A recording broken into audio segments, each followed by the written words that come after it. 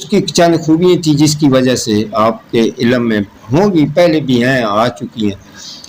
ایک تو وہ پہلا شخص ہے سکھ جس نے علامہ اقبال کے شکوہ جواب شکوہ کا اردو سے انگریزی میں ترجمہ کیا۔ خوشونت سنگھ علامہ اقبال کا شہدائی تھا۔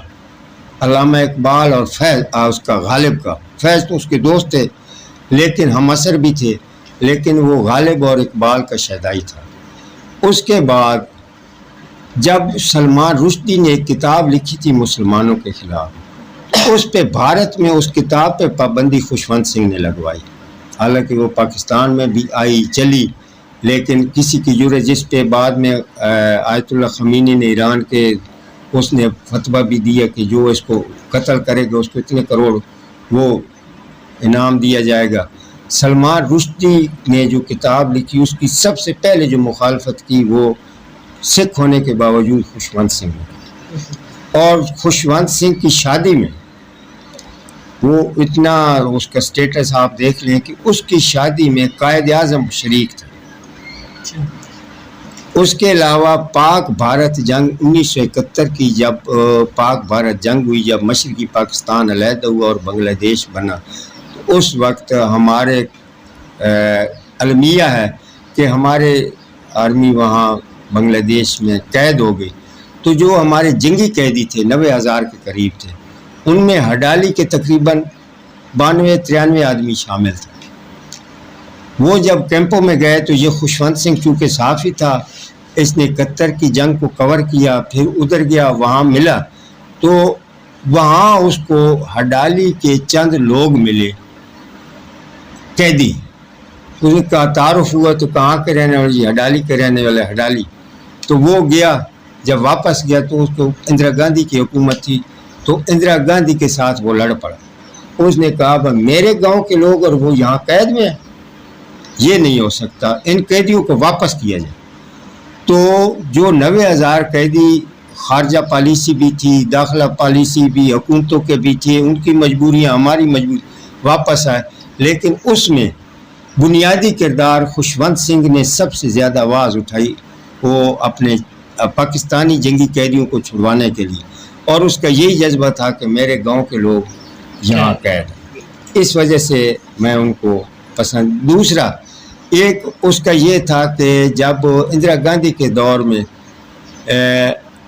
1984 میں انہوں نے گولڈن ٹیمپل پہ ان کا ایک، جیسے ہمارا مکہ ہے یا مدینہ ہے مذہبی، تو ان کا جو ہے سکھ، ان کے جو مذہبی مقامات ہیں، ننکانہ صاحب ہے اور گولڈن ٹیمپل ہے وہاں پہ امرتسر میں، جیسے جہاں پہ وہ اپنی عبادات کرتے، تو گولڈن ٹیمپل پہ اندرا گاندھی نے ایکشن کروایا تھا۔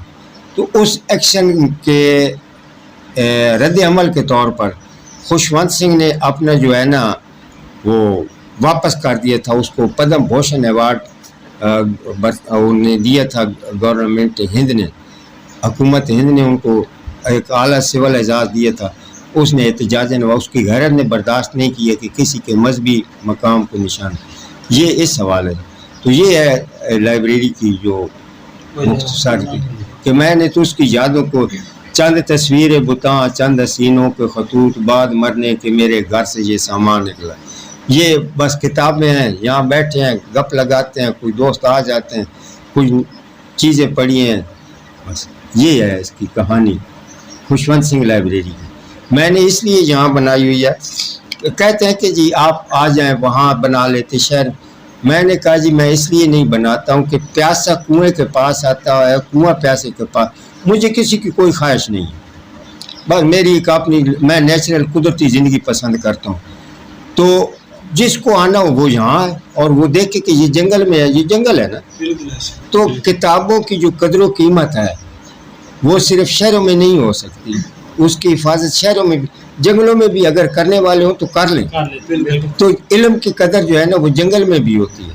میں نے سنا انڈیا کے لوگ بھی آئے تھے یہاں پہ، انڈیا کے آتے رہتے ہیں جی، انڈیا کے بھی آتے رہتے ہیں، BBC والے آئے ہیں، انہوں نے ڈاکومنٹری بنائی ہے، ہمارا بھوپندر سنگھ لولی ہے پاکستان کا ایک اینکر ہے، وہ پنجابی چینل ہے ان کا، وہ بہت آئے ہیں، آتے رہتے ہیں۔ تو وہ بس یہاں کچھ نہ کچھ بعد میں ان کے مرنے کے بعد ان کی سن 2015 میں ان کی 16 میں ان کی بیٹی اور بیٹا آئے تھے، وہ بھی یہاں آئے، وہ پھراتے رہتے ہیں. ابھی ان سے ان کی خوشونت سنگھ کی فیملی سے میں چونکہ ٹک ٹاک اور واٹس ایپ اور یہ چیزیں استعمال نہیں کرتا، موبائل ہے خالی، تو ان سے 5-6 مہینے کے بعد کبھی کبھی بات چیت ہو جاتی ہے. اس کی بیٹی مالا دیال ہے اور اس کا بیٹا ہے راہل سے، ان سے کبھی کبھی بات ہو جاتی ہے، خیر خیریت وہ پوچھ لیتے ہیں، میں بتا دیتا ہوں، میں پوچھتا ہوں وہ بتا دیتے. یہ ہمارے ہڈالی کے شہداء کی تعداد آپ بتا سکتے ہیں؟ ہڈالی کے شہداء کی تعداد تو کم از کم جو ہیں یہ 30-35 کے قریب تو ہوں گے. ضلع خوشاب میں سب سے زیادہ شہید ہڈالی کے ہیں، مختلف مارکوں میں. یہ جو شہید ویسے تو زیادہ ہیں، لیکن جو مارکوں میں شہید ہوئے نا محاذ جنگ پر دشمن کے خلاف لڑتے ہوئے، وہ ہڈالی کے ہیں. اور ان پہ میں نے ابھی یہ لکھا بھی ہے شہدائے ہڈالی پہ، وہ میں آپ کو دکھاتا بھی ہوں. وہ میرا بھی فیچر آ رہا ہے ISPR کا ترجمان رسالہ ہلال، ماہنامہ ہلال، اس میں وہ ابھی چھپ رہا ہے، یہ اکتوبر کے شمارے میں وہ چھپے گا. اس میں ہڈالی کے جتنے شہید ہیں ان کی ڈیٹیل ہے کہ کب کون کس محاذ پر شہید ہوا. جن شہیدوں کی مجھے تصویریں ملی ہیں وہ بھی میں نے رکھی ہیں. میرا دل بھی ہے، ارادہ بھی یہی ہے کہ ان شہداء کی تصویریں کا ایک دکھا سکتے ہیں، وہ دکھائیں گے انشاءاللہ. تو میرا یہ دل ہے کہ وہ جو ہے نا ان شہداء کی تصویروں کا ایک پینافلیکس بنوا کر بڑا سا ایک ہائی اسکول میں لگایا جائے گا، اور ایک کسی اور مناسب جگہ پہ جہاں اس کی حفاظت ہو تو ایک پینافلیکس 2-3 لگوائے جائیں گے کہ یہ ہڈالی کے شہید ہیں. صرف یہ ہے ہڈالی بدماشوں ہے اور دشمنیوں کا شہر نہیں ہے، ہڈالی پرامن شہر بھی اور محب وطن لوگوں کا شہر ہے. شہر ہمارے کی صورت اچھی سامنے آئے.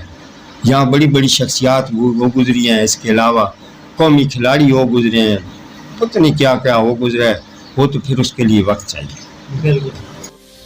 تو یہاں پہ کرتے ہیں ہم اپنے ولاگ کا اینڈ اور ملتے ہیں اگلے ولاگ میں.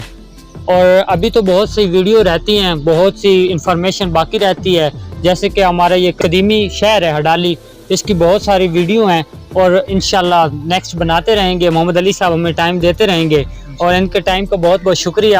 اللہ حافظ.